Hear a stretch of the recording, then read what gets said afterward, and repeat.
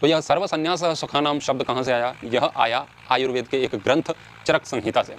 वहाँ पर एक प्रकरण मिलता है जहाँ पर निकृष्ट और उत्कृष्ट चीज़ों के विषय में बताया गया है। तो सबसे उत्कृष्ट क्या है और सबसे निकृष्ट क्या है? तो जैसे कंदों के विषय में बताते हैं, तो आलूकम कंद का नाम, आलू जो है वो सबसे निकृष्ट कंद है, और सबसे उत्कृष्ट क्या है? अदरक।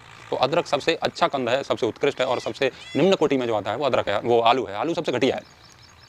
और जैसे आपने श्रीमद् भगवद गीता पढ़ी हो तो उसमें भी आता है, तो भगवान कृष्ण बताते हैं मैं कौन हूँ, तो सबसे श्रेष्ठता के जो चीज़ें हैं उनको दर्शाते हैं। तो वो कहते हैं वेदानाम सामवेदोस्मि, वेदों में सामवेद हूँ। तो ऐसे जो श्रेष्ठता को दिखाते हैं ऐसे ही वहाँ पर दिखाया गया है। तो सबसे बड़ा सुख क्या है वो दिखाया है। तो सबसे उत्कृष्ट जो सुख क्या है?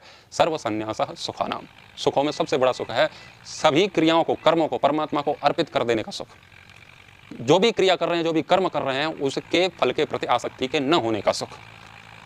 सबसे संन्यास ले लेना, कर्म के फल से संन्यास ले लेना, और फिर उसके बाद में उसके परिणाम का जो सुख है वो सबसे बड़ा है। तो कहने का तात्पर्य है कि आप जो भी कर रहे हैं उसमें न राग से लिप्त हों न द्वेष से लिप्त हों, और ऐसा होकर के जब आप कर्म करते हैं तो उससे आप बहुत सुखी होते हैं। उससे बड़ा सुख संसार में कोई भी नहीं है। जब आप निष्काम भाव से कर्म करते हैं तो वर्तमान में ही उससे इतना बड़ा सुख मिलता है जो कि किसी भी भौतिक वस्तु के संसाधनों से नहीं मिलता है। आप चाहे जितना बड़ा सुख समझते हो अपने मन में कि संसार का ये भौतिक सुख सबसे बड़ा है, लेकिन नहीं, निष्कामता का जो सुख है, उसके जो भाव में जो सुख है, हमें अपने लिए कुछ नहीं चाहिए और हम कर्म कर रहे हैं परमात्मा का आदेश मान के, तो इस स्थिति में उस कर्म को करते हुए ही जो सुख प्राप्त होता है वर्तमान में वो सबसे बड़ा है। और जब निष्काम कर्म करते जाते हैं तो इसका दूसरा जो भाग है, इसको थोड़ा सा और गहराई से समझें तो वर्तमान में तो सुख मिल ही रहा है, परंतु जब निष्काम कर्म करते करते हम कर्माशय के बोझ से भी मुक्त हो जाते हैं तो फिर होता है मोक्ष, अपवर्ग, कैवल्य, निःश्रेयस, उसे कुछ भी कहें।